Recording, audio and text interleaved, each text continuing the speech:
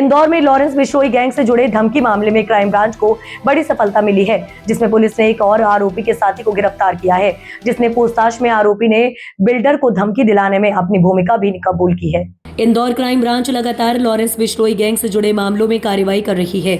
इसी कड़ी में पुलिस ने सोनू उर्फ रितेश खंगार नाम के आरोपी को गिरफ्तार किया है। आरोपी का नाम पहले से गिरफ्तार राजपाल चंद्रावत से पूछताछ के दौरान सामने आया था। बताया जा रहा है कि राजपाल को खरगोन से प्रोडक्शन वारंट पर इंदौर लाया गया था, जहां पूछताछ में उसने अपने साथी सोनू का खुलासा किया। इसके बाद क्राइम ब्रांच ने कार्रवाई करते हुए उसे दबोच लिया। पुलिस पूछताछ में आरोपी ने बिल्डर विवेक दम्मानी को धमकी देने वाले मामले में अपनी संलिप्तता स्वीकार की है। वहीं आरोपी के खिलाफ पहले से ही मारपीट, हत्या के प्रयास, चाकूबाजी, बलवा और घर में घुसकर हमला करने जैसे कई गंभीर मामले दर्ज हैं। फिलहाल पुलिस पूरे नेटवर्क की कड़ियां जोड़ने में जुटी है और इस मामले में आगे और गिरफ्तारी की संभावना जताई जा रही है। सर, लॉरेंस बिश्नोई ने आरोपी को गिरफ्तार किया है, कहां से किया है और कौन है यार? ये देखिए, आपकी जानकारी में होगा कि 14 अप्रैल 2026 और उसके बाद 18 अप्रैल 2026 को यहाँ के कुछ लोकल व्यापारियों को लॉरेंस गैंग के द्वारा धमकी दी गई थी, जरिए व्हाट्सएप के और वीपीएन नंबर के, और साथ में कुछ ऑडियो भी भेजे गए थे। जब इस तरह घटना सामने आई तो तत्काल ही इसमें क्राइम ब्रांच में प्रकरण दर्ज किया गया और इसकी इन्वेस्टिगेशन प्रारंभ की गई। और इसी बीच में जानकारी मिली थी कि खरगोन ज़िले में कुछ आरोपी लॉरेंस गैंग से संबंध रखने वाले पकड़े गए हैं। तो इस संबंध में हमारी टीम भी खरगोन में जाकर के पूछताछ किया गया, स्थानीय विवेचकों से संपर्क किया गया और उसके बाद में जब जानकारी ये मिली कि एक वहाँ पे जो आरोपी पकड़ा गया है राजपाल नाम का, उसका इंदौर से कुछ कनेक्शन है, तो उस संबंध में जब जानकारी ली गई, इनके टेक्निकल डिटेल निकाले गए तो इनकी लिप्तता सामने आई। तब इस बात पर से ये हम इसके पुख्ता हमें प्रमाण मिले कि राजपाल जो है इसमें यहाँ के जो बिल्डरों को जो धमकी दी गई है उसमें भी इसका इन्वॉल्वमेंट है। तो हम लोगों ने इसमें इसका प्रोडक्शन वारंट जारी करा के पुलिस रिमांड लिया जाकर के पूछताछ की और जब राजपाल से पूछताछ की गई तो उसने स्वीकार किया कि यहाँ पर जो बिल्डरों को जो धमकी पर मिली है और इसमें उसके चूँकि इस धमकी मिलने के पहले उनके घरों की रेकी की गई थी और उसके फ़ोटो, वीडियो, लोकेशन वगैरह भी ये हरी बॉक्सर गैंग को भेजे गए थे, जिसके माध्यम से उसने डराना धमकाने की कार्रवाई की थी। तो इस सब चीज़ों की जो रेकी करने का पार्ट था और उससे जो बातचीत जो की जा रही थी वो राजपाल द्वारा की जाने की बात सामने आई है। और साथ में यहाँ पर चूँकि खरगोन ज़िले में जो घटना हुई थी उसमें फायरिंग वगैरह की भी घटना हुई थी, लेकिन यहाँ ऐसी कोई घटना नहीं हुई थी। फिर भी पुलिस ने चूँकि ये जानकारी आई थी कि हरी बॉक्सर गैंग लगातार इस पे लगी हुई है और इस तरह की कोई घटना घटित कर सकती है, इसी उम्मीद पर हमने भी यहाँ पे कौन लोकल में कौन व्यक्ति था जो इसकी रेकी कर रहा था, इस संबंध में जानकारी जुटाने का प्रयास किया और राजपाल को यहाँ ला करके पुलिस रिमांड में लिया जा करके पहले 3 दिन का रिमांड लिया गया, फिर 4 दिन का पुनः रिमांड लिया गया। उससे पूछताछ जब गहराई से की गई तो ये बात सामने आई कि राजपाल ने यहाँ पर एक दूसरे आरोपी हैं सोनू उर्फ रितेश खंगार, ये भंवर कुआं का एक व्यक्ति है जो लोडिंग व्हीकल वगैरह चलाता है, ड्राइवरी का काम करता है।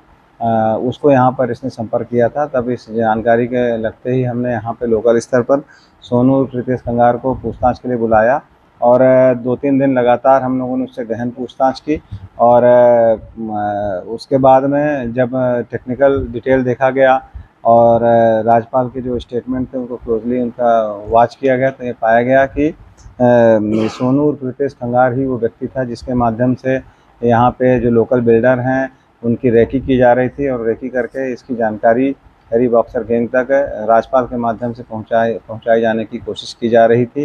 और ये इसमें और भी आरोपियों के अभी इसमें शामिल होने की निश्चित रूप से शंका है और कहीं ना कहीं राजपाल का इन्वॉल्वमेंट और रितेश खंगार का इन्वॉल्वमेंट इस प्रकरण में अभी पाया गया है। अतः इन दोनों प्रकरणों में पूछताछ के उपरांत इसमें इन दोनों की गिरफ्तारी की गई। फ़ोन कॉल में रोल ये था कि फ़ोन तो हैरी बॉक्सर की तरफ से, गैंग की तरफ से ही आए थे लेकिन यहाँ पे इनके बेसिक जानकारी जुटाना, इनके बारे में जानकारी देना और इनकी फ़ोटो बनाना और इनकी लोकेशन वहाँ तक पहुँचाने का जो कार्य किया गया था, कहीं ना कहीं इसमें ये लोग शामिल थे। फायरिंग की भी प्लानिंग थी सर इन लोगों विवेक अंबानी के घर के पास। निश्चित रूप से अगर ये पकड़े नहीं जाते तो आगे भी जिस तरीके से खरगोन में इन लोगों ने घटना घटित की थी और फायरिंग करके उसको डराने का प्रयास किया था, तो निश्चित रूप से ये घटना को आगे अंजाम देने की इनकी योजना थी। और ये जो सोनू खंगार पकड़ा गया है, इसके खिलाफ पहले से ही जान से मारने की कोशिश, चाकूबाजी, बलवा करना, घर में घुसकर मारपीट करना और बलात्कार जैसे गंभीर अपराध पहले से ही दर्ज हैं और एक क्रिमिनल प्रवृत्ति का आदमी है। इसीलिए राज्यपाल ने इसे संपर्क भी किया था और इसने इस बात को स्वीकार भी किया, पूछताछ में भी इसने इस बात को स्वीकार किया है कि राज्यपाल ने उसे संपर्क किया था और उसने यहाँ पर घर में रेकी करने की बात को भी यहाँ स्वीकार किया। फायर आर्म्स भी किसी तरह के प्राप्त हुए हैं, कहीं कोई जानकारी कहाँ से लेकर आने वाले थे? अभी इसमें चूँकि इसमें कोई फायरिंग की घटना इसमें हमारे यहाँ नहीं हुई थी और चूँकि ये घटना आगे घटित वो कर नहीं पाए, इसके पहले ही राज्यपाल को खरगोन पुलिस ने भी उसको उठा लिया था, इसलिए ये आगे की घटना को नहीं कर पाए। लेकिन निश्चित रूप से अगर ये घटना यहाँ ओपन नहीं होती या इसकी गिरफ्तारी नहीं होती तो आगे कोई गंभीर घटना घटित होने की संभावना। हमने ये करके फोन कॉल से रिवॉक्सर ही करता था, बाकी लोग जानकारी नहीं करते थे कारोबारी। डेफिनेटली यही सत्य है, क्योंकि इसमें वीपीएन जो कॉल होते थे व्हाट्सएप पे कॉल के माध्यम से जब उनकी जानकारी ली गई तो ये कॉल इंडिया के बाहर से हुए थे।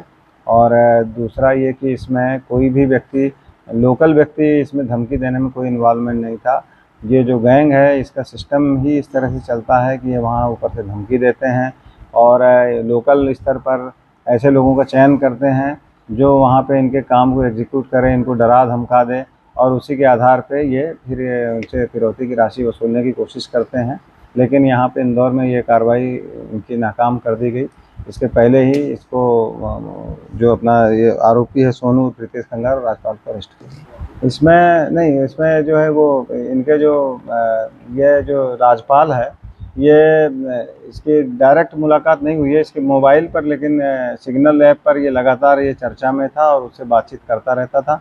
और इसको जो राज्यपाल है इसको एनआईए द्वारा और दिल्ली की स्पेशल टीम द्वारा भी इसे पूछताछ की गई है। उनके खिलाफ ये राज्यपाल के खिलाफ में 3-4 गंभीर धाराओं में प्रकरण पंजीबद्ध किए गए हैं, जिसमें से special team Delhi NIA team के द्वारा भी इसमें प्रकरण पंजीबद्ध किए गए हैं और इनके खिलाफ कार्रवाई की गई।